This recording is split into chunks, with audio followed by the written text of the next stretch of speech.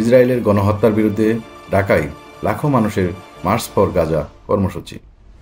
ফিলিস্তিনের অবরুদ্ধ গাজায় নারকীয় গণহত্যা চালিয়ে যাচ্ছে ইসরায়েল। টানা বিমান হামলায় পুরো গাজা পরিণত হয়েছে ধ্বংসস্তূপে।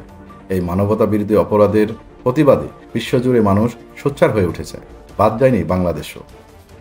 শনিবার 12 এপ্রিল রাজধানী ঢাকার ঐতিহাসিক সোহরাওয়ার্দী উদ্যানে অনুষ্ঠিত হয় মার্চ ফর গাজা শীর্ষক গণপ্রতিবাদ কর্মসূচি।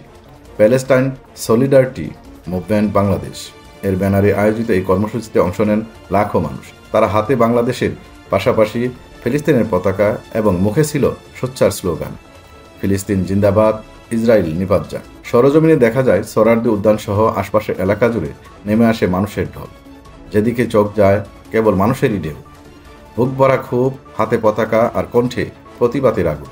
গণজামায়াত থেকে পাঠ করা ঘোষণাপত্রে আন্তর্জাতিক আদালতে ইসরায়েলি গণহত্যার বিচার নিশ্চিত করা, তা বন্ধে কার্যকর পদক্ষেপ গ্রহণ এবং ফিলিস্তিনের স্বাধীনতার প্রতি সমর্থন জানানো হয়। আয়োজন অনুষ্ঠিত হয় বিশেষ মোনাজাত, যেখানে ফিলিস্তিনিদের শান্তি ও ইসরায়েলের জুলুম থেকে মুক্তির প্রার্থনা জানানো হয়।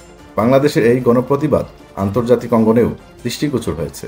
মার্কিন বার্তা সংস্থা এপি একে শিরোনাম করেছে বাংলাদেশের রাজনীতিতে ইসরায়েলের বিরুদ্ধে লাখো মানুষের বিক্ষোভ। সেই প্রতিবেদনের ভিত্তিতে সংবাদ প্রকাশ করেছে ইসরায়েলের প্রভাবশালী দৈনিক টাইমস অফ ইসরায়েল।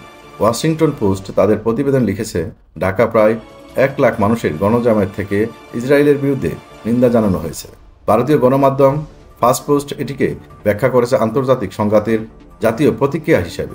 এছাড়াও Toronto star, the independent, MSN, star Tribune, CTV সহ বহু আন্তর্জাতিক সংবাদ মাধ্যম ঢাকার এই মার্চ ফর গাজাকে গুরুত্বের সঙ্গে তুলে ধরেছে।